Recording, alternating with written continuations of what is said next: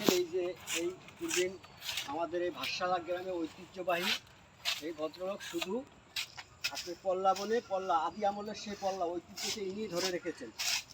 এনার চাহিদা খুবই কম, খুব ভদ্রলোক।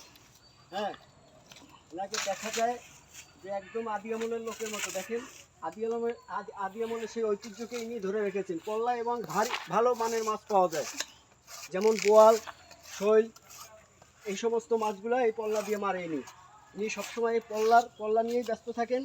এনার চাহিদা কিন্তু খুবই কম দর্শক, চাহিদার দিকে আসলে খুবই কম। আমার কিছু বলার আছে নাকি?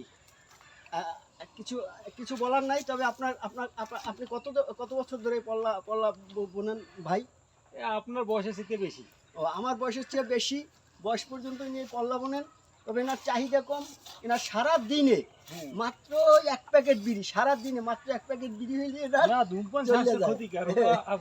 ইনি একটু বিড়িই খায় বেশি, আর কোনো খাবার না। ভালো করে আপনি চা খান ভাই? চা তো খাবোই, এটা চা খায়, ইনি চাও খায়। ইনি চা খায় কম কম কম। আপনি বিড়িটা একটু বেশি পছন্দ করেন নাকি? না, ওটা পছন্দ করি না। উনি এখন ওই আপনাদের দর্শকের লজ্জায় বলছে যে উনি এটা পছন্দ করেন না, আসলে উনি একটু বিড়ি পছন্দ করেন বেশি বেশি। দেখেন এই যে আচ্ছা ভাই, আপনাদের বিয়ে আছে নাকি? সহজ সরল, এই সহজ সরল মানুষ, এই গ্রামে মাটির সাথে মা ও